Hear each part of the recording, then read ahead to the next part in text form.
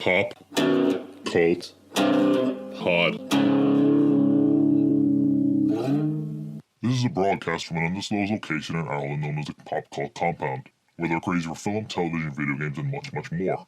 Speaking now will be the cult leader, Tompott, the host of the only podcast with an actual cult following, the Pop Cult Pod. Coming soon to a cinema near you. Yes, it's Tompott again, and this is still the Pop Cult Pod, but it's not at the Pop Cult Compound. I'm like Spider-Man, dude. I'm far from home. Oh, man. I can't say where I am. You might notice that if you listen to the last episode, the audio equipment might have been a bit off. I didn't exactly get to finish on my own terms because, well, that's what she said. Fuck's sake. Regardless of where I am, of course, I'm making bad jokes.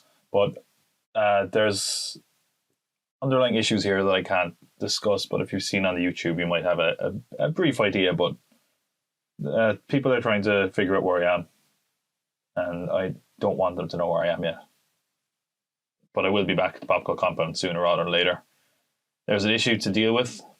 Once that's dealt with, hopefully the show will go back to normal. As well as normal as discussing film, television, video games, and much, much more from a cult standpoint.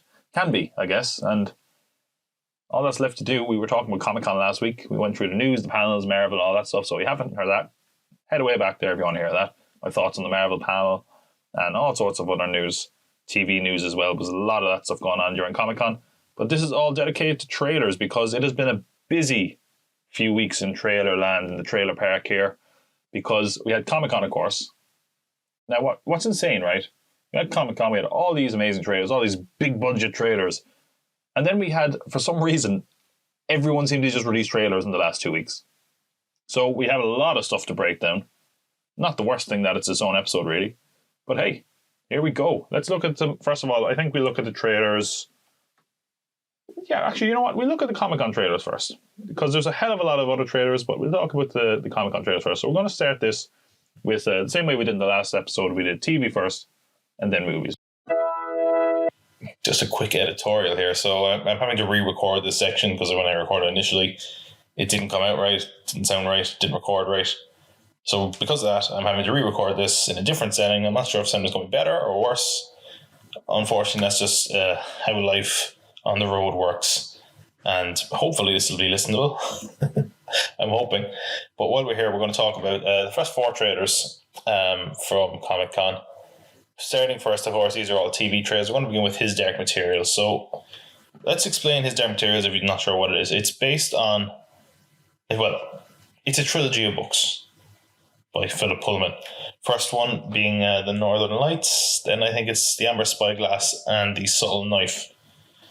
Now, they made this into a movie about a decade back with Daniel Craig and Nicole Kidman called The Golden Compass, which I believe is the original title in America and maybe a few other territories for the first book.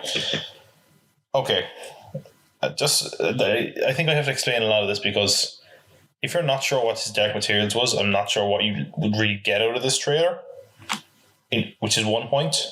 You know, we have it's basically in a world where, you know, this is a kid's series of books technically, I guess, maybe young adult, but there's a lot of complex themes in there about theology and sort of government and that kind of thing. That has meant that it sort of resonated. It's one of these new classics, I guess, as far as literature goes. It follows Lyra Bevilacqua, I believe her name is, who, I mean, I don't know how much I should really say about the plot, really, but she has a lot of people in this world have what they call demons, which are like creatures that kind of bond to them, sort of reflect their personality. Lyra ends up having to try find, I believe it's her uncle, with the help of this golden compass, as they call it in the American version. And along the way, of course, she meets this balloon adventurer guy played by Lin-Manuel Miranda. He was played by Sam Elliott in the last adaptation of this, I suppose.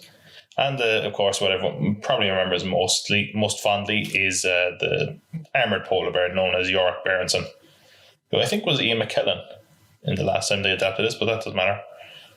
Okay, let's talk a bit about this trailer, and let's talk about what's good about it, what's bad about it, and whether that really matters. Like, I actually haven't read all of his Dark Materials. I've read maybe the first one. I think I stopped halfway through the second one. Not because it was bad. I just didn't have the time. But they're great. It's a great, like, the way they're doing this apparently is that each season is going to be a book. So this first season, which I think is somewhere around 8 episodes, maybe co-production between HBO and BBC, is adapting the first book, as I said, Northern Lights, Golden Compass, whatever you call it, regarding your region. The problem with it is it's a really good book, and I actually tried to read it as a kid, and I couldn't really get into it. And I read it, and as I was a bit older, I enjoyed it and appreciated it a lot more. And the reason I didn't like it, I think, as a kid, is in some ways it's quite slow. It's a great book. I don't know if it necessarily adapts to a great, other medium.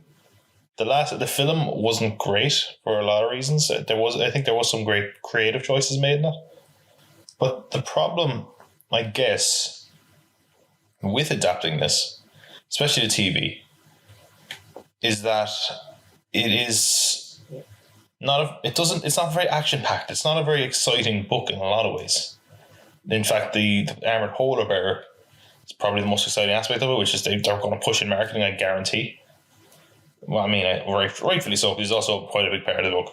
But my point is that this trailer doesn't come off as very exciting, and I think that's a good sign as far as adapting this book, because if it's not exciting, that means they've probably done it justice, but it doesn't make for a very good trailer because of that.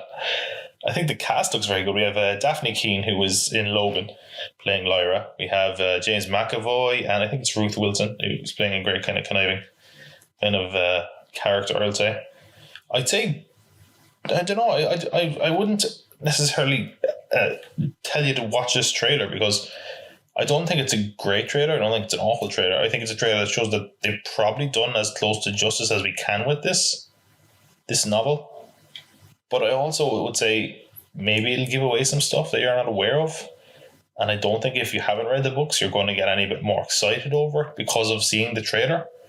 So I'm in a strange position with this, because judging this purely on the trailer and how you get excited for it, it's not very good. The idea of a trailer is make you want to see more. It's meant to get you pulled in. And it doesn't do that for me.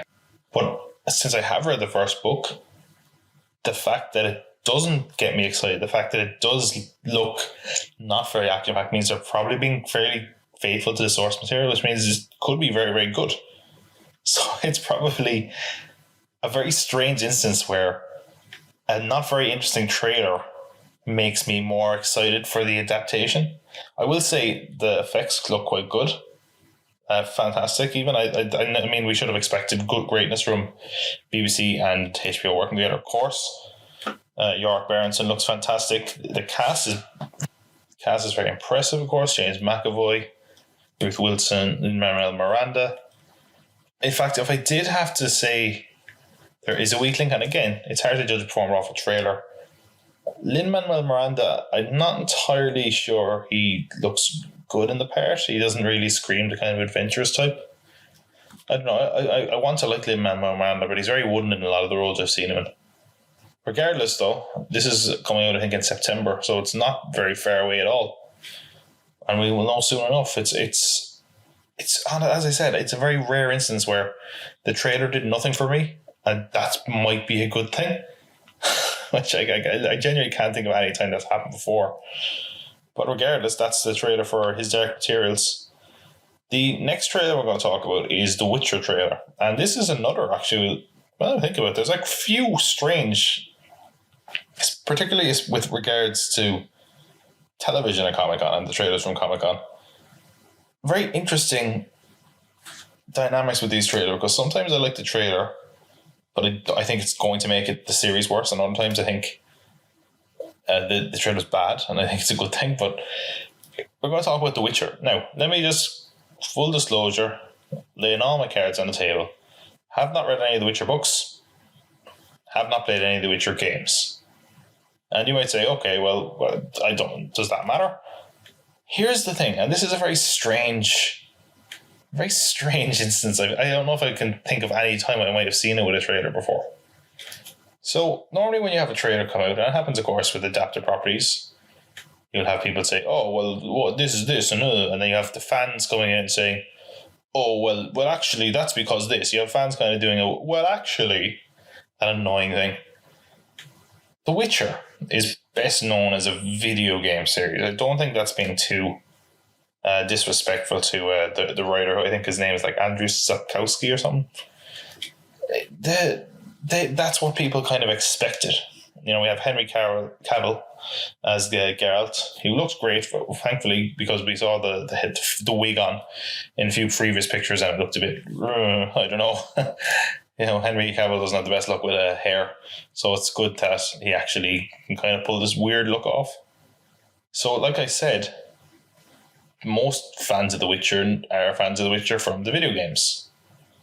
Most people expected an adaptation of the video games. And the people that don't like this trailer are the people who play the video games, because seemingly this is an adaptation of the books. What that means is that you have fans who play the games going like, "Oh, well, why is this the sword? Why doesn't he have this?" And they're getting all angry. And then fans of the books are like, "Well, actually, it's because of this." So we have two fans of the same, I guess, I don't know what you want to call it, franchise, battling over different versions and different adaptations of it, which is pretty interesting. I can't think of an example I've seen. I'm sure it's happened before, but it's just quite odd. And then you have me, who has never played any of the games, never read any of the books, but I did like it, actually. I quite liked it more than... See, the fans of the book were kind of like, "Oh, that is pretty good." And the fans of the game were disappointed because it wasn't more like the games. So when you're stuck in the middle, which I imagine there's going to be quite a few people presumably stuck in the middle, like, I don't know. Regardless, it's a very dark, moody trailer. Visually, I love the look of it. It's kind of got a dark fantasy vibe to it. Everyone's going to compare it to Game of Thrones, I'm sure, which is probably not be a very appropriate comparison overall, because it's seemingly very different. I like the sort of creature designs and the teases we got. Again, I just love how dark it looks, and I like the cinematography and lighting of it. But again, it's a very basic trailer, but I'm excited to see more. I always say this: the best thing I could say for a trailer is that I had no real interest in this, and now I'm like, "Oh, hey, if the reviews are good, I might check it out, because this is a decent enough trailer."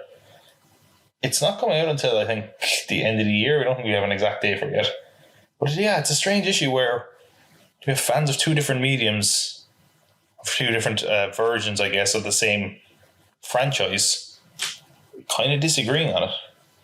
I would say there was a pretty mixed reaction to this trailer from the people who should be most excited about it, which is probably not a good sign if the fans of the actual character and the series aren't that excited for it.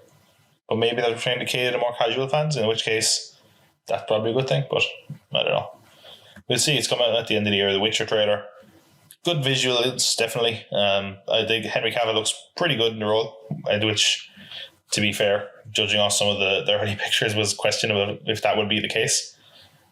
And yeah, maybe everyone's kind of hoping and pushing for the next Game of Thrones. I don't know if this is going to be it, but it certainly looks like they're swinging for the fences with this one. So fair play to Netflix on that regard. Speaking of people looking for the next Game of Thrones, I don't know if this is going to be the next Game of Thrones, but it's certainly something HBO are putting a lot of effort and money into, which is the Watchmen TV series. Okay, I'm a little bit different here because I actually have read Watchmen. Well, hey, for once I'm actually knowledgeable about a subject. How rare is that? Right, this Watchmen is set in the world of the graphic novel, not the movie, I believe. Actually, just another note before we move on to Watchmen about The Witcher. They said they're not going to adapt the games at all. So maybe that'll change people's opinion of it. I don't know. But I just remember reading that, and that's worth pointing out. So back to Watchmen. So, as I said, familiar with the graphic novel. This is a follow-on from the graphic novel, seemingly, not the movie. being made by Damon Lindelof, who of course worked on Lost and Prometheus and The Leftovers, also on HBO. I really still don't know how to feel about this show. I like Watchmen. I even like, the Zack Snyder movie, for all its faults, and it does have a lot of faults. I like a lot of stuff about that. Especially considering it's basically an unadaptable source, in my opinion. This TV show, though, it's got so much going against it, because this is, I guess, a sequel to a graphic novel that doesn't really need or ask for a sequel. And I know, of course, in the comics, the Watchmen characters have been coming into the DC universe with Doomsday Clock and the like, and they've done prequels to the comics as well. Again, and look, here's another thing. Some people are just dead against this because, of course, of the Alan Moore thing. Alan Moore, creator of Watchmen, is vehemently against all adaptations of his work, and seemingly he hates even his own work. He's never going to return to that, basically. And he's been like that for a while. He's a crotchety wizard from England, but a genius as well.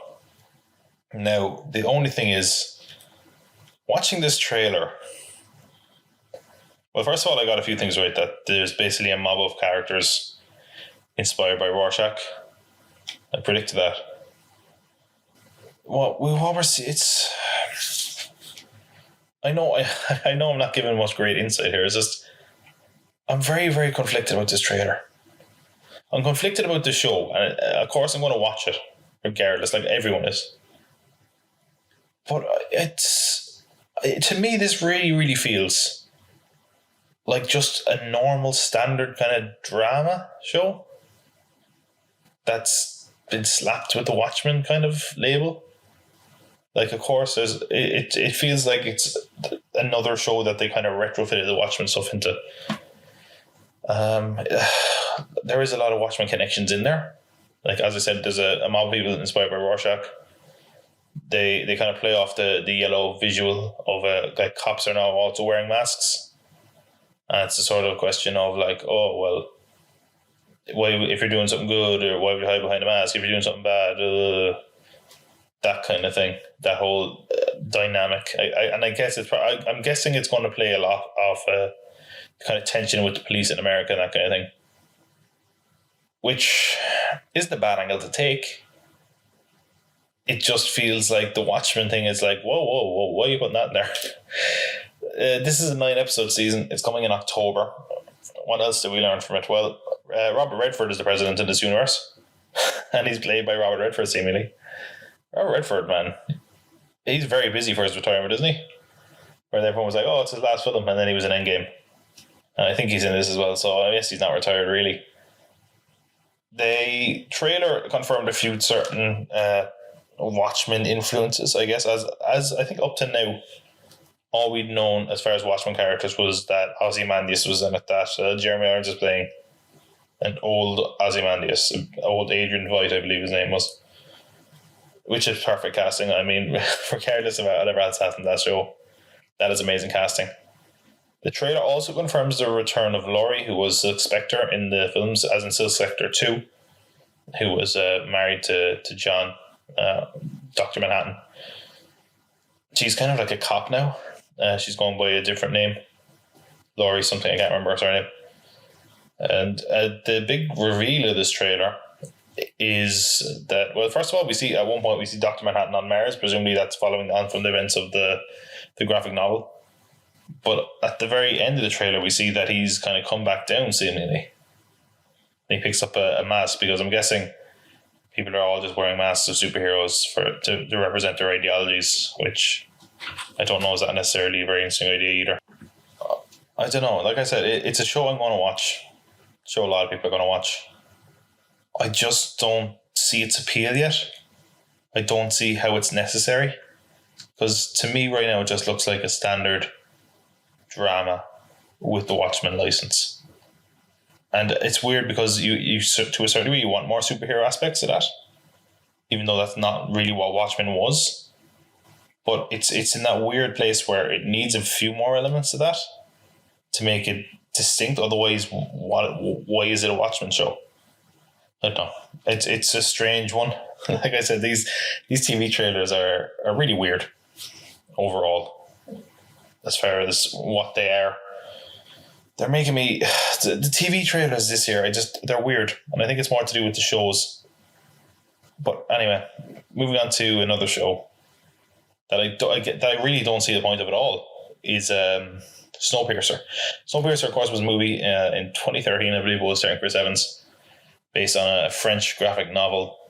Basic plot was the world is over. I think there was some nuclear test or something to prevent global warming that made it worse, and now this population lives on a train, and Chris Evans, the character, leads a revolt against the upper class, all on the same train, of course. The TV show had a bit of a torture production. Originally, it was meant to be on TNT. I think now it's going to TBS, which is normally a comedy channel, and it's already been renewed for a second season. First season hasn't even begun yet. I don't get why this is a show, and I say that as someone who really likes Snowpiercer. Now, I saw it a long time ago, granted, but it really feels like they're just telling the same story. And there's not that much story to the Snowpiercer. Well, like the idea is basically a revolution. Where do you go from there? And is it all on a train? You're probably going to get sick of that setting pretty quick, right? Like, there's a lot of talented people involved in that. I like the original Snowpiercer. I'm just not entirely sure it's necessary. The trailer didn't get me any bit more excited for it. It didn't do anything for me. Jennifer Connelly's in it. I love Jennifer Connelly. But there's nothing here, really, to latch onto. It just felt like, I've seen this before. And that's not exactly what you would want out of a trailer for a TV series based on a movie. It just feels like we're in a weird trend at the moment where they're adapting a lot of movies into TV series. Some of them are great. Like, look at something like Fargo, okay? Fargo made a great TV series because it took the general principle of the idea, which is, kind of a small hub in America that would be kind of forgotten, kind of rural, and it's sort of it's crime ridden to a certain degree. Now that's an interesting idea, but they expanded on it. They stayed with the humor and tone that worked really well, and they expanded on that idea. This feels like they're doing the same thing the movie did, and it's going to be stretched out. And look, obviously they're going to throw in extra elements, but I can't help but look at this and say, what's the point? That's all I can say about it. I didn't think there was anything noteworthy in the trailer, or at least in my mind there wasn't. I don't know how they're going to keep the train setting fresh, consistently. Maybe the first season's on a train, and then the following seasons are, I don't know, some other area that's been affected by the global warming weapon or whatever it was that caused the kind of apocalypse. Yeah, it doesn't feel necessary right now. But it could be good, I guess, because the first one was very good, as in the movie. I'm just not entirely sure that this is distinct or different enough to be worthy of adapting to television, quite frankly. But hey, check it out for yourself. Maybe you think I'm completely wrong. Anyway, next one we're going to talk about is something I know nothing about, which is Star Trek Picard. Okay, so Picard. Now, as I said, I'm a casual Star Trek fan. And from my limited knowledge of Star Trek, this doesn't, look, I know there's Star Trek Discovery now, which a lot of people are saying is like a moron's idea of Star Trek, very action oriented and over the top, and not really what classic Star Trek is. And the thing is, Star Trek Next Generation was apparently very true to what the original idea was, which it was kind of somewhat philosophical and not a big action oriented show. People talked and blah blah. And now we have Alex Kurtzman's kind of in charge of Star Trek, at least over on Amazon and CBS All Access or whatever it is. And yeah, this is look, again, doesn't look bad. I'm not a big Star Trek fan, it just doesn't look like what people think of when they think of Star Trek. It certainly wasn't what I expected. There's lasers and someone that I want to say it was like kung fu. Picard, I guess, is back. It picks up from the Next Generation's ending, which I believe it ends with him having a vineyard or something, and he's on his vineyard, working away. And I have no idea, as I said, very passing knowledge of Star Trek. I don't know if this makes sense from like a timeline point of view. Data's back. I thought Data was dead. Seven of Nine, who I think was in a different Star Trek series, was she in Voyager or something? And William Riker is back. So these are all characters that I know of. I don't know who they are really. I could point them out in a lineup. That's about it. I don't know if it makes sense for them all to be back, but more and more this is looking like not just like a solo Picard story. It's essentially seems like a Next Generation revival. It's getting 10 episodes. I think it's going to Amazon in other territories. This trailer also, to me, really screams Logan. Picard finds this girl and he's like, oh, she's special. She doesn't know what she is. Oh. Yeah, that's kind of the plot of Logan. That's what I mean. This kind of feels like a dopier version of what Star Trek is, but I guess, maybe they figured they're not going to get the audience or the numbers from just the regular normal Star Trek. They're hoping to get I can't say the J.J. Abrams Star Trek fans because that didn't work for the last Star Trek movie he made, but they're hoping for more casual people like me, I guess, but I can't say this did anything for me, really. I don't know, this is an awkward one, because with Star Trek Discovery, it was like a clean slate. It was like, a new Star Trek series. And because of that, there's a little bit of leeway with something a bit different, more action-oriented, not like the regular Star Trek. This is just like, hey, if you like the J.J. Abrams movies or the TV series now. And this is a sequel to an adored Star Trek series that people really like, but it's done in the tone of more casual audience. So I just wonder what the reaction is going to be to this overall. Because it didn't do much for me. I can't imagine it's going to do much for people who love traditional Star Trek, the people that love the Next Generation Star Trek, for example. Yeah, it's coming early next year. I'm sure we'll get more insight, more cast. I'm sure they'll try cramming a few other recognizable people in there, but regardless, that was a trailer for Star Trek Picard. Okay. Sorry. Star Trek just sends me to sleep. Maybe classic Star Trek would do that. Not this new action-oriented Picard. This isn't your granddaddy's Picard. Well, probably is, actually, judging by the age of Patrick Stewart. But let's talk about a very short, probably the last TV trailer we're going to talk about, which was for Harley Quinn. Animated Harley Quinn series, which is going up on DC Universe. There we go. I keep forgetting the name of that streaming service. Okay, so Harley Quinn, as I said, this is the animated series. Harley Quinn, to me, it's a character that kind of reminds me of Deadpool, in that a little for me goes a long way. I don't hate Harley Quinn. I like Harley Quinn overall, but they have kind of actually also like Deadpool. They've just crammed her down our throats the last few years. She's everywhere in comics and media in general. But that being said, I really like this trailer. I won't say it's very funny necessarily, but I like the animation style. It's kind of playful and bouncy, which is suiting with her personality. It's weird, which is also kind of important. It sort of feels a bit like an Adult Swim show. And it's ironic I mentioned Deadpool, because I think this is probably what we would have gotten with the Deadpool animated series, which is going to be on FX. As the voice of Harley Quinn, we have Kaylee Cuoco from The Big Bang Theory. And she actually really suits the character, what I can tell. What is also very good, and what I think makes this even more interesting, is that it's R-rated. So we can swear, we can get violence.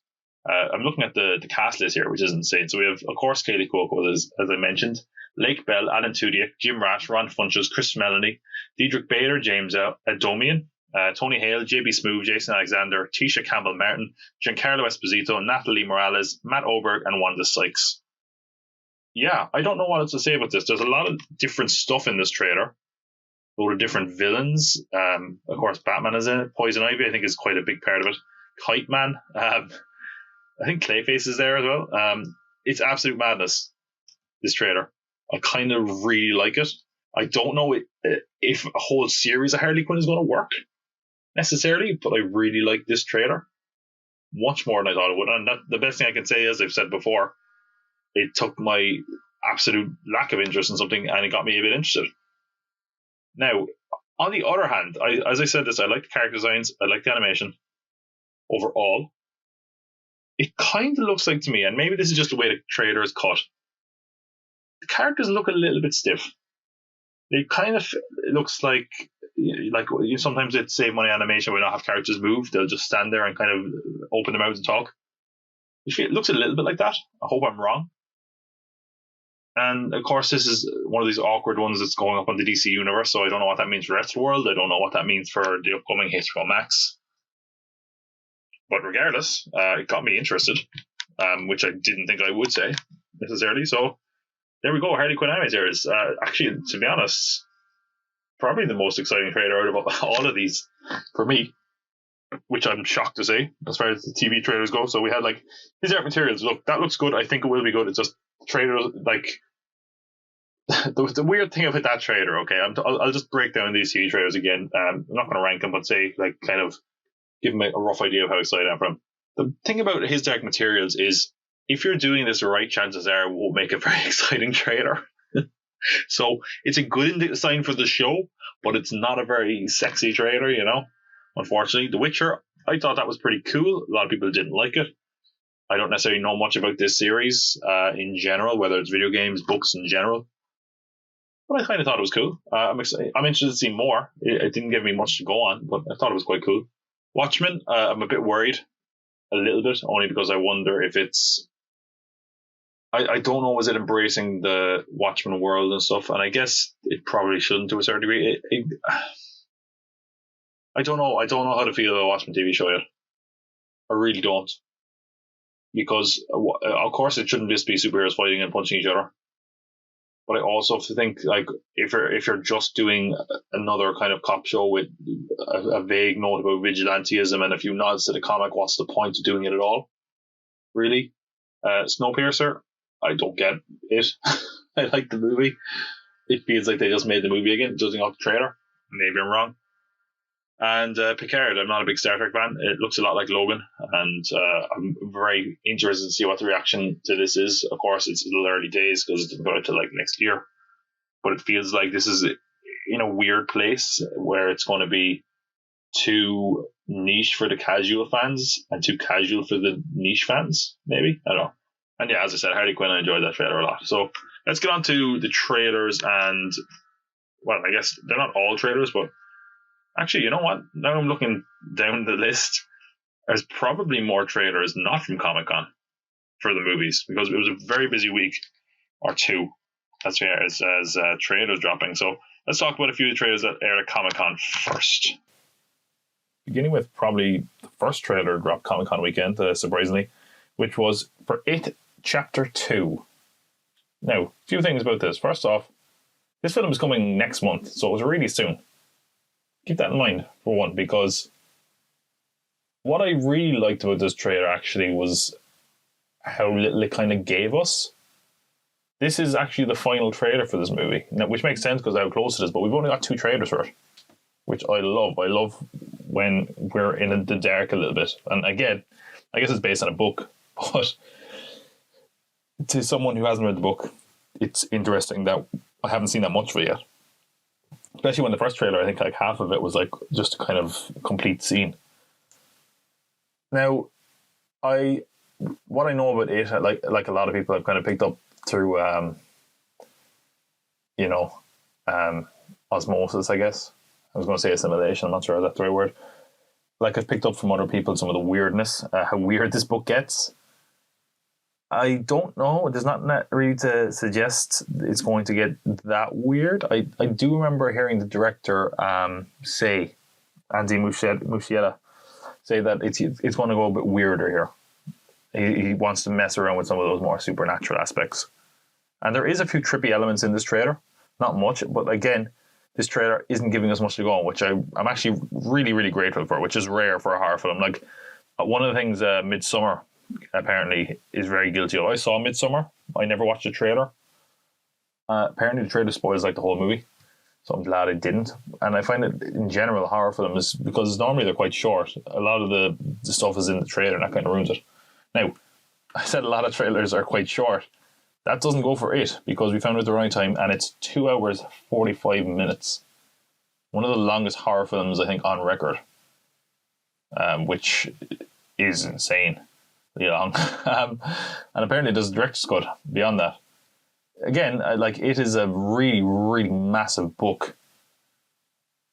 But wow, that is a really long trailer. I'm sure people are going to eat up regardless. The last film was 2 hours 15 minutes, so overall when this is put together, you're in a 5-hour film. If you did like a complete cut. I watched the last 2017 one recently. First time since seeing it in cinemas.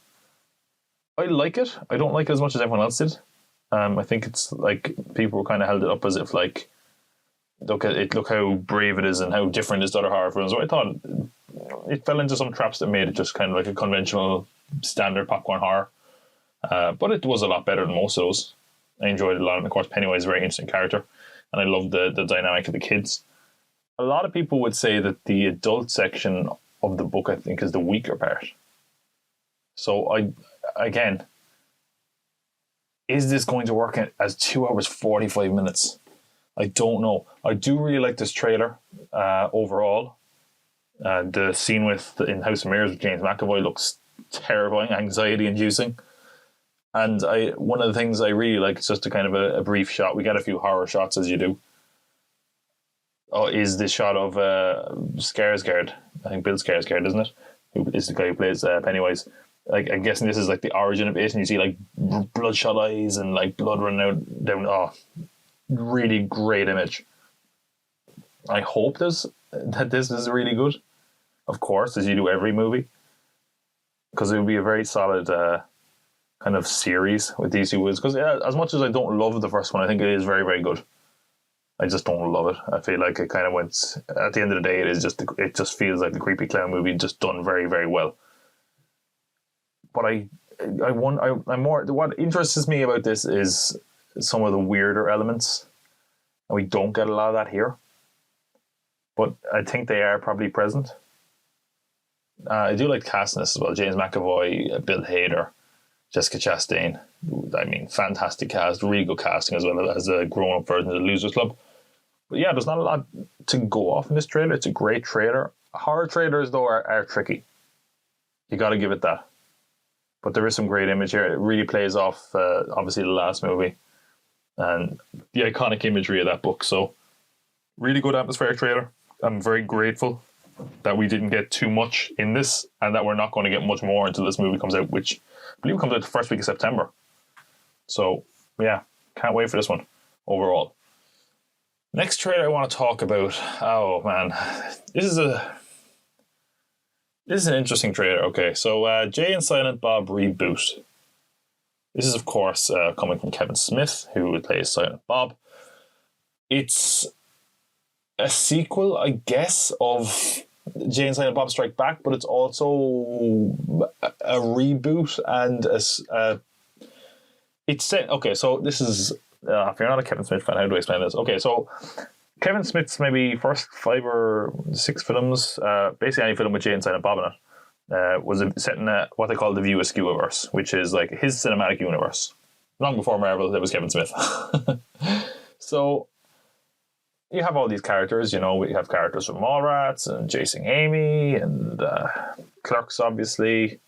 And of course, this one is probably mostly based off Jay and Silent Bob Strike Back, which the basic plot of that was that they are making a movie about Jay and Silent Bob and they were going to Hollywood to try to stop it.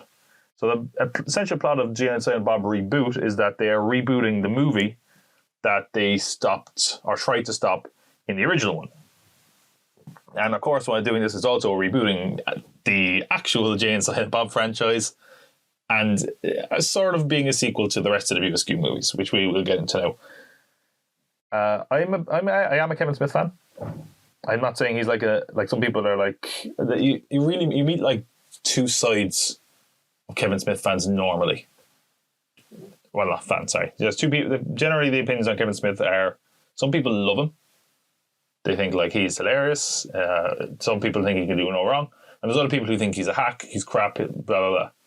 And I'm in the camp that sort of falls in the middle, where I think I really like the guy. He's very likable. He's funny. He doesn't always make great movies, but I will say his early films I quite enjoyed a lot. Although, strangely enough, we're all speaking about his later films, which are often dismissed. I think one of my favourite films is actually Red State by him, which he did much later and was very different to him. And I can also appreciate someone who just makes a film that they want to make, you know, like regardless of what it is. Like he made Tusk. Tusk I thought was interesting. It wasn't necessarily great, but it was interesting. I can't believe he made it. I didn't see Yoga Hosers because I mean, no one saw Yoga Hosers. So I am interested to see these characters again. Of course, moving kind of years down the road, it should be interesting as well. There might be some commentary there. And I do like the kind of meta-skewering aspect of Hollywood and where Hollywood is at now, because there was a few kind of jabs at Hollywood back then in the early 2000s. But of course, it's at a very different place now in the, you know, coming into the 2020s. So, all that said, I haven't said anything with the trailer yet. That's all just build up. I am looking forward to this movie. I'm not positive it's going to be a good movie, but I'm looking forward to it overall. That being said, I didn't like this trailer very much. And I'm sad to say that because like, I love Kevin Smith as a guy. And I think we're all kind of, you know, pulling for him because, of course, he had a heart attack, was it a year ago? 2 years ago now? And we're all kind of hoping he can kind of come back. And again, he does things on his own terms, to be fair. But we're all kind of hoping to pull out that one other great gem of a movie that goes over well with everyone. And I think the other thing is the trailer isn't good. I don't think it's necessarily indicative of the quality of the movie.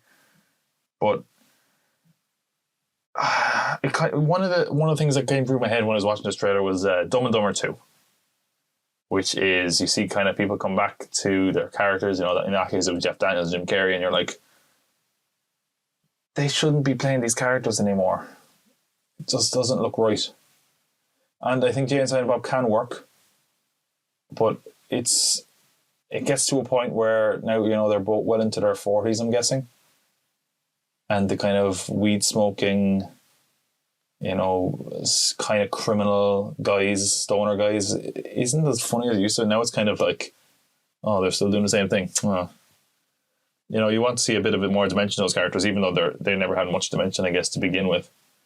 And then the trailer in general has the problem where it's just inundated with cameos, which obviously they're all in the movie, but it feels like the trailer people, whoever put this together, were like, okay, well, we want this to be a big hit, so just show everyone that's in it.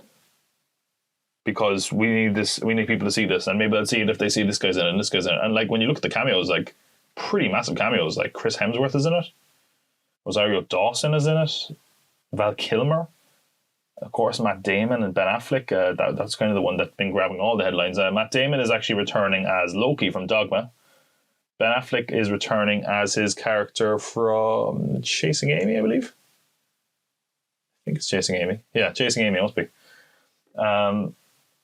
Which, like, again, there's a whole story about Ben Affleck and Kevin Smith kind of falling out that I can't get into, but I'm glad that they're at least on somewhat friendly terms again. It's nice to see it happen, and that's what I mean. This everyone's pulling for this to be such a feel-good film and like a return to Kevin Smith we all loved in the 90s and the noughties. But this trailer didn't do much for me, and it's sad to say that. And I hope it's just a case of the trailer being bad, but some of the jokes were okay. I'm just hoping it's not just this kind of... one thing I will say as well is I thought it looked a little bit cheap, which it doesn't ever have to look good. I mean, I don't think Kevin Smith's films in general normally look that... Well, Dogma I thought looked pretty good. But, you know, I mean, he's an indie director, so it doesn't... It just looks cheaper than it should be. It's not a great trailer. I'm hoping it's just a bad trailer. I'm hoping for the best. I also don't entirely know the release strategy for this. They're doing a roadshow in October, but from like looking at the dates, it's like in America only, and it's going from October to like December, I think. So I don't know when it's getting a conventional release. But yeah, this was a Red Band trailer as well, so that was like there was no limitations there. But I'm hoping the movie is a bit better than the trailer because I wasn't overly impressed with it, which is kind of sad. I was hoping for a bit more. Then there's a trailer for, we'll move on to the next one, sure. I've said a lot about Jay and Silent Bob Reboot, more than I think anyone has said about Jay and Silent Bob Reboot, because there was a lot of trailers that kind of got, much more hype and praise and attention than a Kevin Smith reboot, which you probably should expect, I guess. Including this one, Top Gun Maverick. This got a lot of reaction. Apparently, there's just massive Top Gun fans out there, which is surprising to me. I will say this, I have not seen the original Top Gun, and I've been grilled on this before for not seeing it. I do intend to see it. I haven't downloaded it. I just haven't watched it. Now, maybe I'm wrong here, because of course I haven't seen Top Gun. Was Top Gun just not a cheesy 80s sort of, fun film? Like, am I wrong there? Can you not put it in the same kind of category as The Karate Kid? Those kind of cheesy 80s kind of action-y movies, no?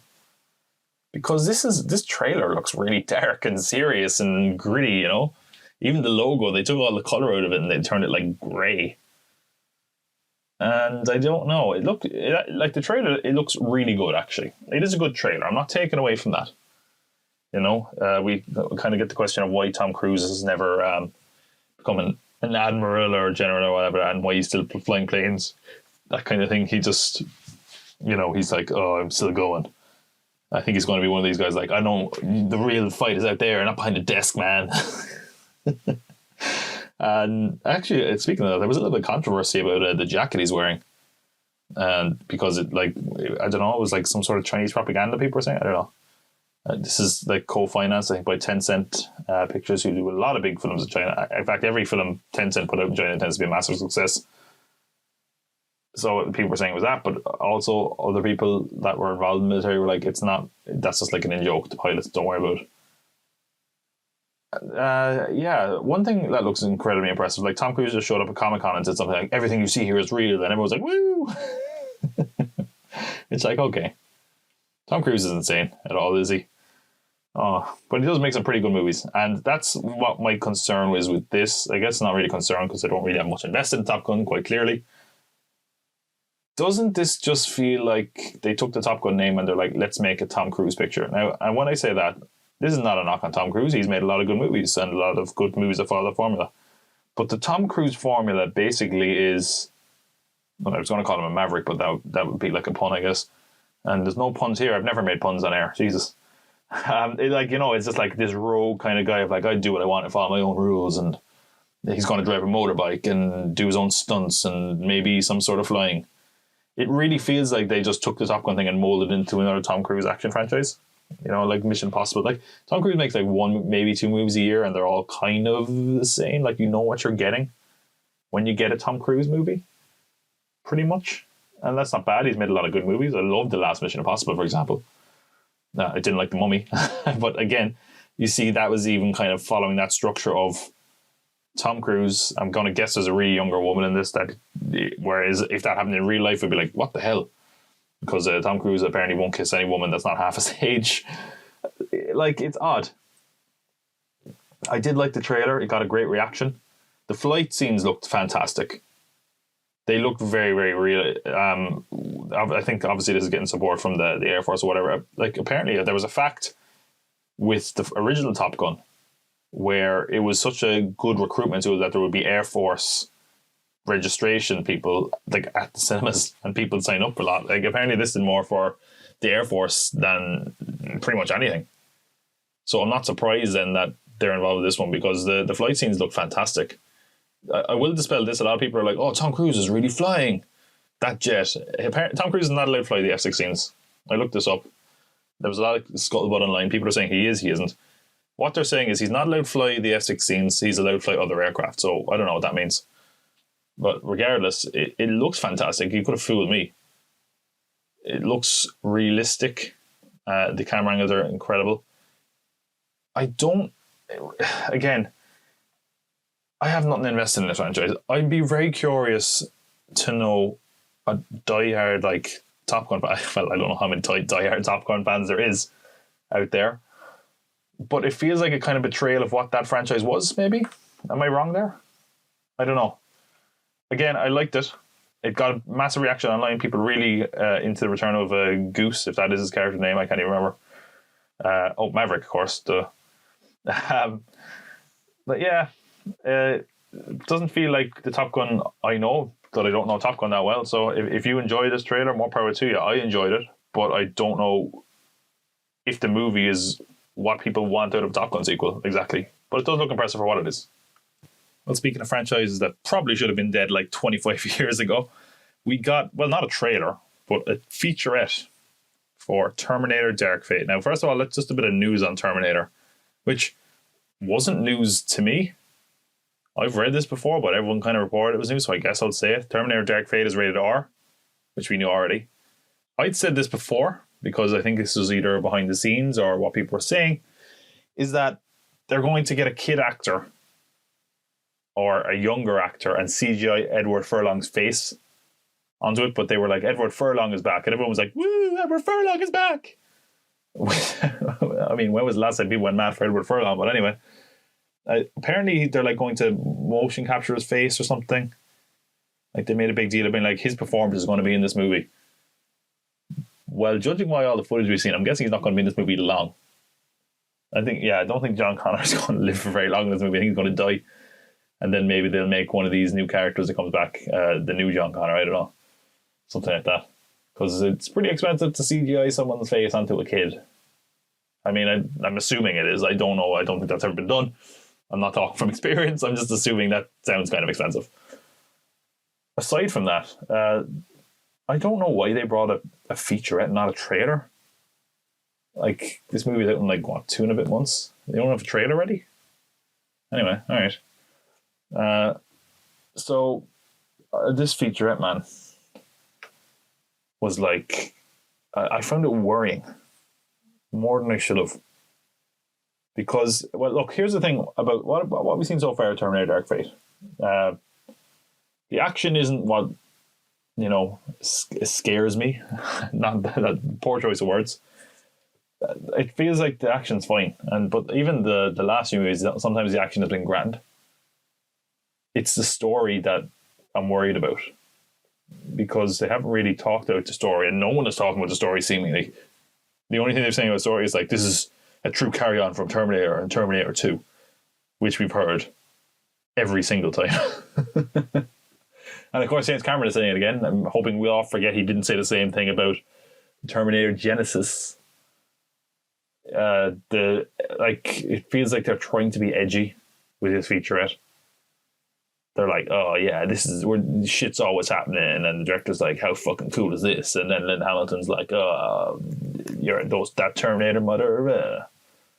Okay, then like, you're just showing us you're edgy to be like, hey, it is R-rated, because the last few weren't, because we're going to act like we didn't screw this franchise into the ground, where now no one is excited for it anymore. Okay.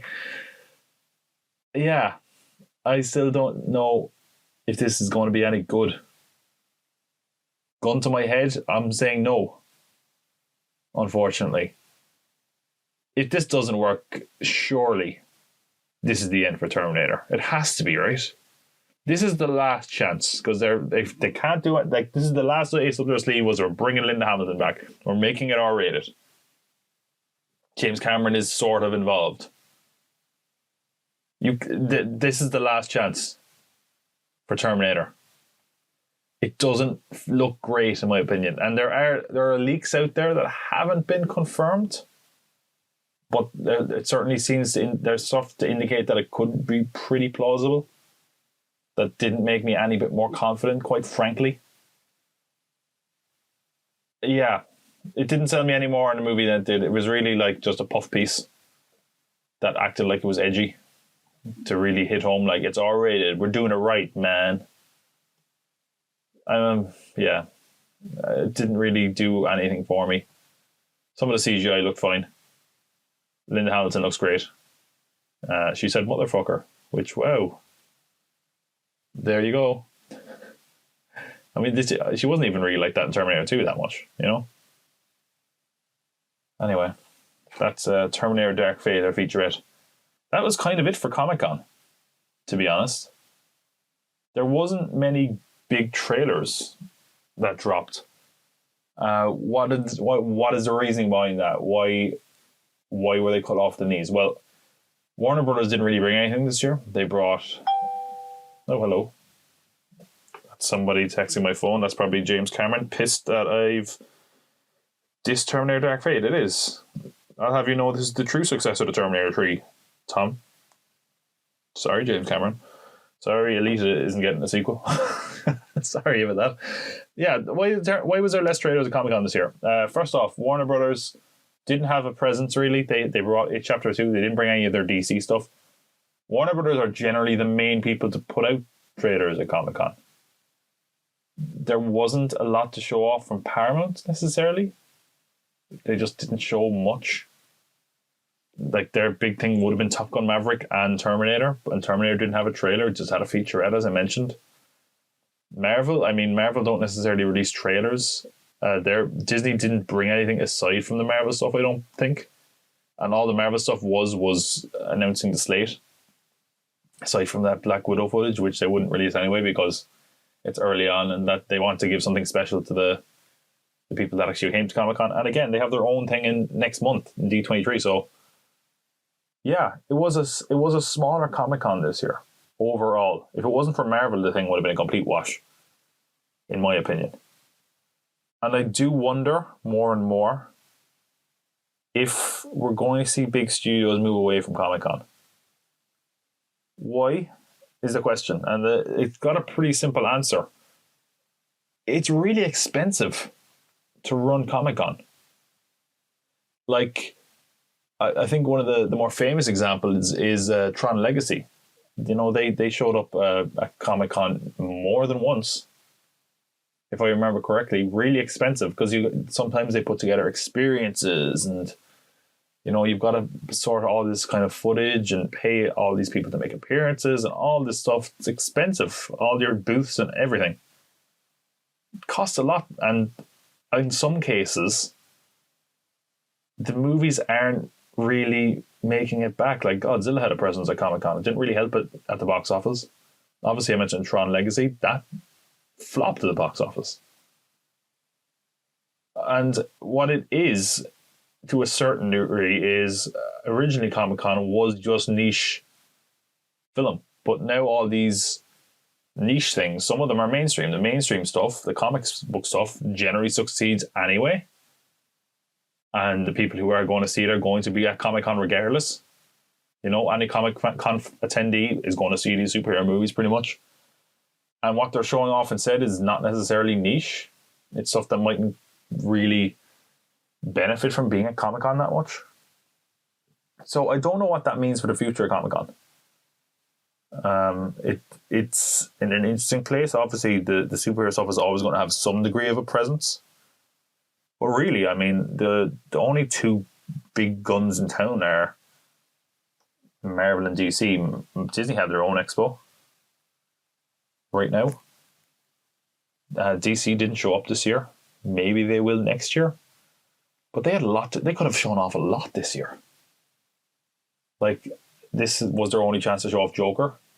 But they don't want Joker to be that Joker. They want to be kind of an Oscar thing. I think it's gotten into Berlin Film Festival, was it? And Toronto International Film Festival. It's getting into some major film festivals.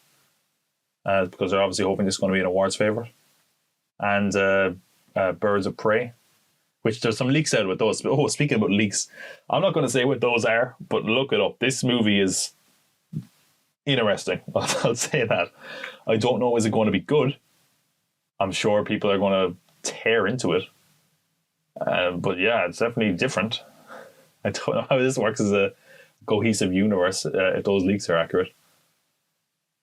And yeah, as I said, Marvel have their own panel to promote, like at D23. Yeah, it's going to be very interesting to see what Comic-Con is like in a few years. I wonder if it's going to go back to what it was more originally.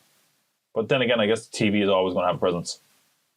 Anyway, a lot of trailers dropped not at Comic-Con weekend, kind of a few weeks after. In fact, one of these dropped the same day as Top Gun Maverick and was trending higher than it on Twitter and for much longer, and people are talking about it a lot more.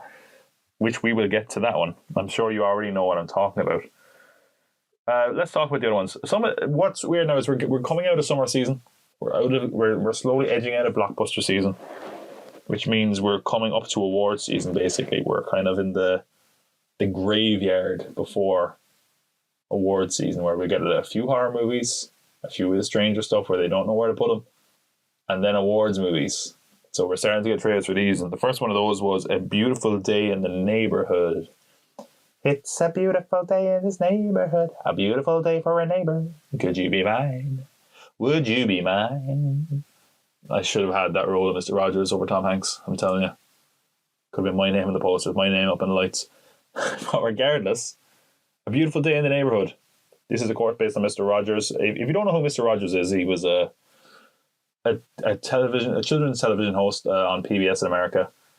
He had Mr. Rogers' Neighborhood. It was just like this educational sort of kid show, but it was something of a variety show in that it wasn't just like, you know, he played with puppets, and it was the same guy, and it was this really seemingly very genuine, wholesome, heartwarming guy that sometimes veered into real life stuff to tell a message about maybe equality or war, or sort of like he did this for a very long time. I would recommend. I can't do it justice because, again, I didn't grow up with Mr. Rogers. I grew up in Ireland. We only know of Mr. Rogers' true reputation, but look at the documentary. It came out, I believe, last year, which was Won't You Be My Neighbor? That'll give you a great insight into who Mr. Rogers was. A fantastic documentary. Probably one of the reasons this is actually getting made, I would say. So, yeah, as I mentioned, Tom Hanks plays Mr. Rogers. He looks like he's doing a great job. You know, this to me feels like, you know, when there's like a Tom Hanks movie and it's not like the movie is going to be very interesting or very good, but it's like Tom Hanks award vehicle. Tom Hanks wants to get nominated for an Oscar this year. Let's put him in this. That's what it feels like. Like they might as well already put his name down for a nomination, to be honest, because I imagine he's going to get one. And he looks great, but this felt overly saccharine, which I guess saccharine is already overly sweet. Yeah, it felt like one of those like feel-good award movies which doesn't have much depth, and I'm sure there's going to be a bit of sorrow in there, but then it'll be happy in the end, and I don't know. It didn't do much for me. I hoped it would do more. I think it says something that Tom Hanks was trending higher on Twitter than anything about this trailer. I think everyone's just looking at this movie for his performance and to see him bring Mr. Rogers to life, but I don't know. I don't know what actual story this is telling. I think it's like the time a journalist spent with Mr. Rogers, which is good. You know, you don't want to try to put his whole life under the microscope or cover too big a thing, but it doesn't feel like there's much to it. I'm hoping I'm wrong. I'm hoping it's going to give us a bit more depth. I don't know, though. Another, I was going to say another award winner, but this is obviously not. I'm joking. But I tell you what it is. It is the hottest movie of 1999. Will Smith versus Will Smith in Gemini Man, directed by Ang Lee.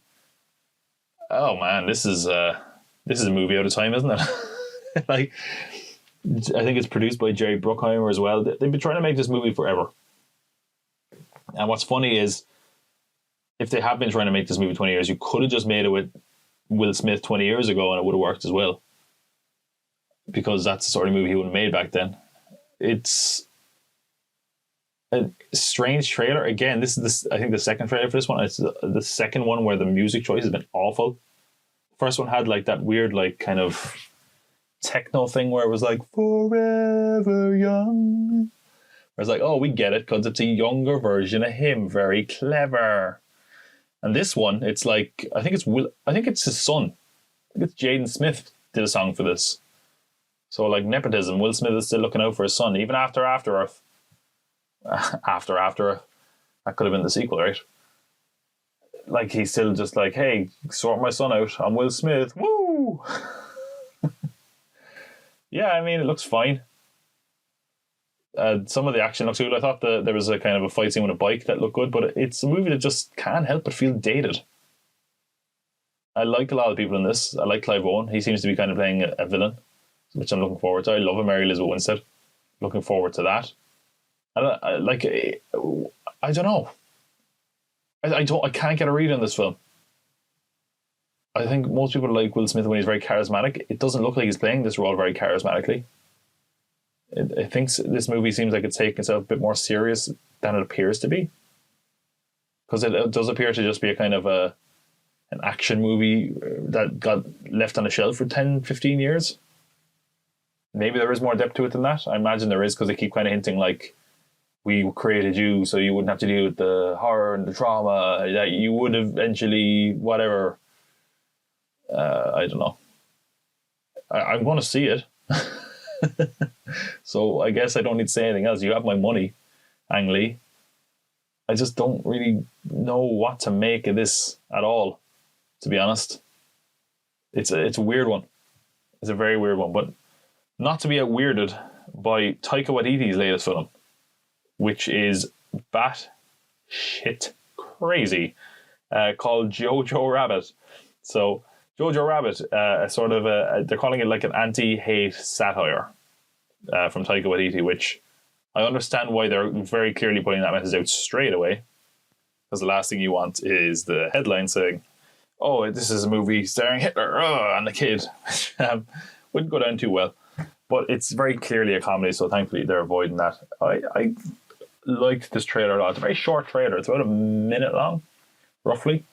Cast of this film is fantastic, which, we already knew that. Scarlett Johansson, Stephen Merchant, Rebel Wilson, Sam Rockwell, just to name a few. I got a really Wes Anderson kind of vibe off this trailer. I don't know if it was just some of the shots being so symmetrical. I don't know. You can't help but laugh at the kind of New Zealand accent to all these people in Germany, which works really well. But like I said, since it is such a short trailer, it's hard to get a read in it, but it looks very funny. It's hard to doubt Taika Waititi at this stage. He looks like he's going to totally steal the show as Hitler. He is, it's hard not to watch that clip at the very end of the trailer and just burst out laughing, because it is so great. But we don't get a kind of a greater idea of the film, what it's kind of going to be like. But, like I said, the cast is great. Taika Waititi is great.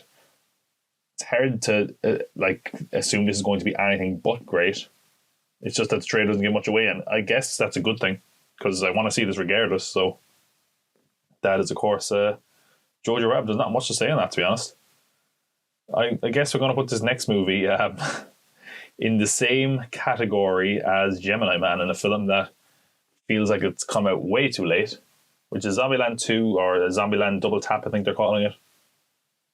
I could be wrong. I get the feeling I talked about this at the start, like in one of the first episodes I did, and was like, this is never going to happen. I could be wrong there. I might have even started by then. Or did I just think I wasn't going to believe I was seeing it until I was sitting down to see it? This is the proof it's real, I guess. We're getting the trailer for it about 2 months before it comes out. It's coming out nearly exactly 10 years since the first Zombieland. Oh, man. I really liked Zombieland when it came out. I haven't seen it in years now. It just feels too late. What's weird is, I don't know, is it the lighting?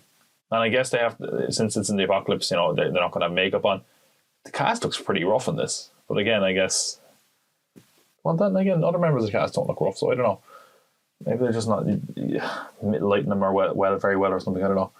The trailer kind of starts with a joke of like Oscar nominee, Oscar winner, which, is a good joke to start on, but I also feel like they didn't juxtapose that well with the zombie shot as well. Like they could have done a more kind of stupid shot, but they didn't. But regardless, I think we talked about a leak about this as well. And this seemingly confirms the leak. I don't even remember half the leak, but I remember thinking at the time I was like, ugh, this doesn't sound great. But seemingly confirms it. So they're going into the White House. They're living in the White House, at least for a short bit. Abigail Breslin's character, Little Rock, I think it's called, if memory serves, is going off with some boy. So they all go on a kind of road trip to find her. And they meet up with all these other colourful characters, one of which is Madison, who seems to be kind of like this ditzy kind of blonde, because that's going to be hilarious, that old trope. Yeah, this trailer did nothing for me. it does feel like Zombieland. That's true. It feels exactly like the last movie. It feels a bit late. Obviously, it just feels like it's like if this had come out a couple of years after the original, maybe people would be more excited. But this just feels like I think we've moved on. And I find it weird they're advertising this only 2 months out as the first trailer. It's hard to imagine it's going to do anything except bomb. Maybe I'm wrong. Maybe the reviews will be great. Maybe they'll really push it in the last hurdle. The only thing I kind of thought was kind of funny or interesting was the very end of the trailer where Luke Wilson, who seemingly is Woody Harrelson's brother, or at least that's a joke. We kind of get Luke Wilson and then Thomas Middleditch, and it's like clearly meant to be like Jesse Eisenberg and Woody Harrelson, which I thought was pretty funny. Although it would have been great if it was Michael Cera, wouldn't it? Yeah, it was fine. Didn't really sell me. Didn't think it was great. Yeah, I don't know. It's jury's still out in this one. I'm not anymore. A bit more excited than I was. But there you go. Some people will probably like it, but I don't know. It feels like one of those other like it happens all the time with comedy, where like comedy moves so quickly, and because a lot of the time it's riffing on current events or it's ripping on kind of the climate. Like Zombieland came at a time when we were kind of at the start of that zombie craze. And now we're kind of coming to the end of that a little bit. Where, like, you see, like with comedy sequels, where they just wait way too long and then they make a sequel and it's like, who cares? And that feels like this to me. The only thing that probably is saving it is that kind of action zombie kind of feel to it. But it just doesn't feel fresh, which is worrying, I would say. And awards, well, actually all of our next entries are awards contenders. Like I said, we are coming up to the push for awards season. So 1917, this is the Sam Mendes one, set in World War One. Its trailer is very, very dry. And there might be a reason for that, which I'll explain in a minute. I can't say it's got a great sense of tension in it. There's some great shots. There's one particular shot where someone's kind of crawling over bodies floating in the water, which is just a horrifying visual. I don't know about the color palette of the movie. It looks very bland. It's like a lot of it's in daylight, and then it's kind of this weird orange glow in the dark. Now, the reasoning for me saying a lot of this stuff where I'm like, the color palette is a certain way and whatever, is that this is apparently all one shot, or it's done to appear like one shot. So presumably it takes place in real time, because the whole thing, like you hear a clock ticking in the trailer and it's like time is the enemy or something, and he has to try to save his brother quickly. So it's probably taking place, if not in real time, then close enough to it. So that would explain like this is just natural daylight, this is nighttime, so we have this color. I don't know. It's an interesting trailer. It's definitely hoping for some awards consideration. I'm interested by the one shot thing. They haven't started pushing that yet. I'm guessing they're going to push it a lot coming up to award season. If that is true, it hasn't been confirmed, but it certainly looks that way from the trailer. And Sam Mendes doesn't make great films in a lot of cases. But I don't know if the trailer really got me any bit more interested in it, being honest. It's one of those movies I'll probably just see when it comes to award season, because I'm sure people start talking about it, but it wasn't a fantastic trailer, really. Half the trailer was taken up by like obnoxious graphics of like the text, and then it'd be like 1917, and then it would zoom into the number, and then it's like, oh, we're in the scene, which is like, all right, grand. Yeah, it's fine. I didn't love it, didn't hate it. I'm more interested in the one shot idea in the movie, if that is true, which it does appear to be. But again, that's from the trailer, it's hard to judge that. Probably one of the biggest trailers to come out is The Irishman. So The Irishman is Martin Scorsese's, I guess, return to the mob genre. He's pretty much bringing back everyone from his old films, which we will talk about now in a sec. The thing about this is that this is a movie he's been trying to make for a very, very, very long time. It's called I Paint Houses. It's based on that book, about an Irish hitman. And it's pretty clear he's been trying to make this for a long time, because when you see the cast, these are like the old staples of Scorsese's films. We have Robert De Niro, Al Pacino, Joe Pesci, to name a few. And the issue with that is that he's making this film way after these actors should be able to play these roles. So he's digitally de-aging them. Now, this is going straight to Netflix. Well, not straight to Netflix, which is another thing we need to talk about in a minute. Incredibly expensive movie. At least over $200 million from the sound of it. It has to rely a lot on VFX, way more probably than any movie Scorsese has had to do, I would guess, to de-age these actors. And we're kind of getting something of a split narrative where they're old and then they're younger and all that. And overall, the effects are fine. They're okay. It is very obvious and noticeable because we've been looking at old Robert De Niro for a long, long time now. But it wasn't entirely convincing. Like, if you're going into this expecting to see like Taxi Driver, De Niro, then again, I don't know how far back it's meant to be, or even if you're hoping to see Goodfellas De Niro, which actually, now that I think about the image of him, that might be kind of their reference point. It's kind of a strange, like, they basically just kind of smooth some of the wrinkles on his face. I'm looking at a picture of it here, and they messed with his eyes, took a few bags off, kind of gave it a bit of a glow. It's fine. I would be worried how much of that is in the film. You will definitely get an uncanny valley feel to it. The trailer in general, it looks like kind of classic Scorsese visually. The story looks good. It looks very, very interesting. One thing I'm wondering about this digital aging stuff, obviously, a lot of the movie is people kind of sitting around, because that's kind of what mobsters do, especially in Scorsese movies. There's one scene that I've looked at a few times now, which is, and I don't know, is it something worth worrying about? Another thing, there's a behind the scenes image that everyone's going to point out, which is Robert De Niro in lifts that are very clearly visible seemingly in the rest of the film. There's a scene where he runs out of a shop, Robert De Niro, because he's the Irishman who's killing people for the mob, and he shoots a guy. And I'm looking at the way Robert De Niro moves, and the thing is, you can't de-age someone's movements if you're using that actor, unless you're going to CGI someone's face onto a younger actor, which I don't know if they did that, but he moved in a very elderly way, and I'm not sure, maybe he was meant to be older in that scene. I don't know. But I do wonder if that's going to be quite noticeable in the film.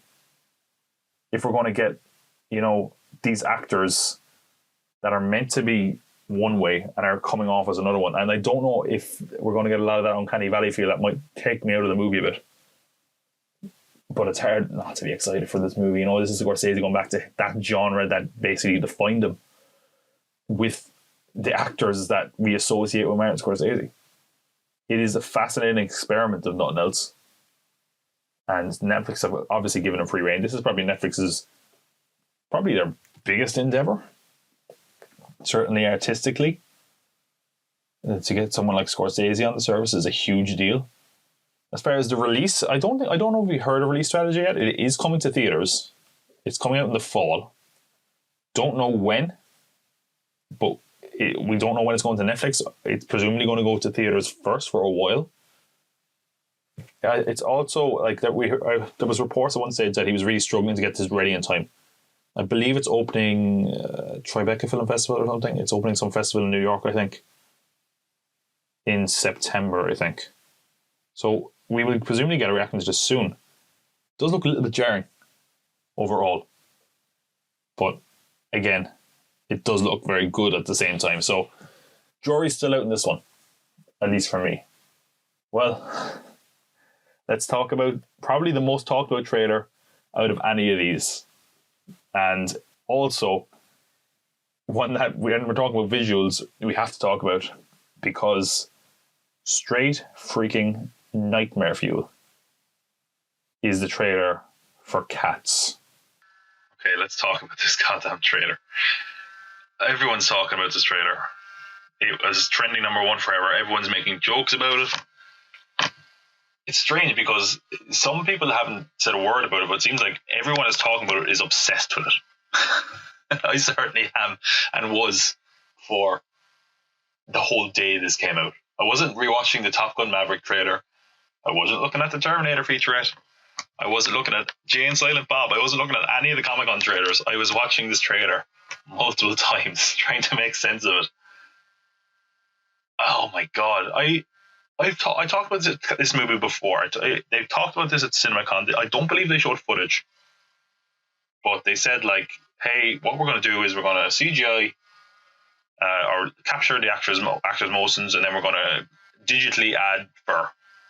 And just so you know, the cats are life size.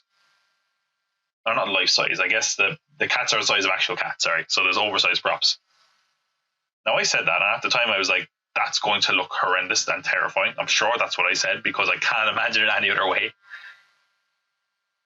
What the hell is this? And what are they going for? This looks like a disaster. Oh, it's absolutely terrifying. The only saving grace I can think of is that the lead, seemingly, isn't someone we know what they look like. Because any actor that we know what they look like is absolutely horrible to look at. I'm going to do something I haven't done before, which is I'm going to watch this trailer and try to react to it while it's happening, because there's so much. It's such a busy trailer as well. So much going on. I wish I recorded my reaction the first time. This is the first time I ever wished I had a trailer reaction up, because I would have broken the swear jar with how much money I would have had to put in. Just what the hell is going on in this? Okay, so first of all, okay, I have the trailer playing now. We're talking about scale, right? And the big thing, they were like, we're going to make the cats the size of actual cats. So that means oversized sets. The scale makes no sense in this movie. The cats are way too small. Like one moment they're like, oh, that makes sense. They're like the size of, like they're up about the right size where they would be if they were walking next to a lamppost. And then in another one, they're like smaller than like a bra. And like a fork is like bigger than them. Yeah, I guess like you can say all this, oh, it's stylized. I get it. That's fine. Here's another thing I noticed. They just showed Judi Dench there, right? She's wearing a fur coat, seemingly. At least that's what from what I can tell, it looks like a fur coat because it seems to be kind of have a bit of a hang to it. Is that the fur of a cat? Did she skin a cat? I don't know. It's really odd. Another thing, the lighting in this, at times it looks kind of really cool and stylized. Other times it looks awful, especially with the CGI. It just makes them look like PS2 characters, to be honest. Again, we have the scale here where they're jumping out of bed. Makes no sense. The faces just look it really looks like they did CGI models and then just pasted the face on. They might have been better off doing that. I cannot fathom what they were thinking with this. They were obviously like, oh, well, people will laugh in costumes or whatever, so we'll do CGI, which would have cost so much money. This movie, they haven't released the budget yet. This is going to cost a lot of money. And we all gave Sonic a tough go. Dude, Sonic is owed a major apology, as far as I'm concerned. Sonic wasn't good. But it's the horrible blend of human people as well. And they're fixing Sonic at least. They're not going to fix this. They can't. It's unfixable, seemingly. This is supposed to be going for awards, I'm guessing, because they have Tom Hooper or whatever, who did Les Mis and The King's Speech. So they're obviously hoping he'll bring in awards, but I don't know if people are going to be able to get past the visuals. And do you know what? I'm going to bold prediction here. I think this will be nominated for visual effects at the Oscars. The visual effects aren't good, but sometimes at the Oscars they're just like, we'll nominate something because it's clearly there. Like editing, half the time good editing you don't really notice, whereas the stuff that's nominated for editing at the Oscars sometimes it sucks. Yeah. By the way, Judi Dench is wearing a fur coat. What fur is that? I don't even want to think about it, especially because it must be a really small fur coat. This is a cat. Here we are in a milk bar, which looks incredibly weirdly fetishy. And this is going to launch they're going to find this movie in creeps' basements for years, man. This is really James Corden probably looks the worst. I don't know what's wrong with his face. Jason Derulo is in it as well. Idris Elba, who doesn't. I mean, he's a cat, I know, but he looks just like that one shot of him looks really sinister. He looks like a vampire hunter or something. Jennifer Hudson suffered the worst. Ian McKellen. Taylor Swift, I wouldn't have even known that's Taylor Swift. That's the one person I wouldn't know. Rebel Wilson, who just plays Rebel Wilson. Regardless, she's just playing every role she ever played, I guess. Here's the thing: of all the musicals, I know nothing about. Cats is one of them, but it also sounds like it's not one worth knowing about. It's just like whatever you know about cats, like it's about singing cats. Okay, cool. And there's a really funny clip I saw someone put out there. I think I retweeted it actually. Is I think one of the people involved is like talking to Andrew Lloyd Webber about cats, and it's like, hey Andrew, I don't get it. Like, is this a metaphor for this, or it's not about about World War One, or no, all these kind of possible ideas it could be about. And he's like, no, it's about cats. The way they end this trailer as well, it looks is the worst. The way the cats are all bowing, it just looks so wrong. Oh my god, I don't get this. I don't know why they wanted to make this. I don't understand it. I dread having to see this, which I'm going to have to, because I'm like curiosity killed the cat, man, didn't it? And everyone's curious to see what this is going to be like. Oh god, because we're all gluttons for punishment. It looks dreadful. I can't believe they're putting a movie like this out. I don't know who thought this was a good idea. It looks bad. I'm hoping it's going to look slightly better. I mean, I don't really care when I say I'm hoping. But Jesus. What a madhouse. Oh god. Cats. I think this is probably the trailer I've talked the most about. It's the trailer most people are talking about in the last while. And yet, I've watched it a couple of times. I've watched probably more than any of the trailers mentioned. I think we're all feverishly waiting the next Cats trailer. And I've already come up with the hack headline that people are going to use when this movie comes out. They're not alley cats, they're uncanny valley cats. And with that, we will end the Pop Cult Pod for this week. Okay. Back to reality. Away from. It's funny, watching that trailer is such an ordeal. Like, it takes me a while to get back in the headspace of being normal. It's like being on acid or something. All right. Okay. Back to reality. As I said, I'm not in the Pop Cult compound yet. I'm still making my way back. I can't say where I am. I am on the way back. There's something I have to deal with. If you follow along on the YouTube channel, you probably know. There was an attempt made on my life. I'm out of the coma. I have to find who's responsible.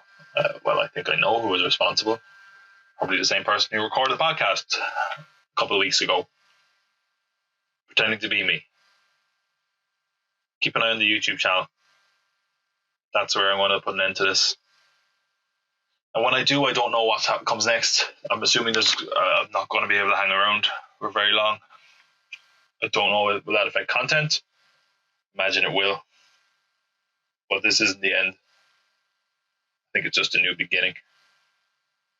A rebirth. A renaissance. Okay. Regardless of that, if you want to keep track of what I'm doing, what's going on with the podcast, you can follow us on Instagram, PopCultPod, all one word. Twitter, pop_cult_pod. I'm not in control of those at the moment. They've changed the passwords. I've had a few people that have been able to put up stuff for me, but in general, it's at least one person at the Pop Cult compound that is controlling what goes out on social media at the moment. Facebook, I do have control of that, I think, at the moment. Unless I took it back. Pop Cult Compound. You can hit us up on email, popcultpod@gmail.com. But regardless of wherever you're listening to this, Spotify, Stitcher, iTunes, wherever, please give us a positive rating if you can. Subscribe if you enjoyed this. And we will come back soon. I'm not sure what we're going to do next time I'm back. I don't know when I'll next be back. Keep an eye out because there's some interesting developments coming. All right. Wherever you are listening to this, I hope you enjoyed it. I hope you see you back because I cannot spell cult without you. I listened to it all and I said, Andrew, is this something I don't get? Is this about Queen Victoria? She's the main cat, and Disraeli and Gladstone are other cats, and then there are, poor cats. And am I missing this? And he took a terrible, painful, long pause and said, Hal, it's about cats. And we never discussed it again.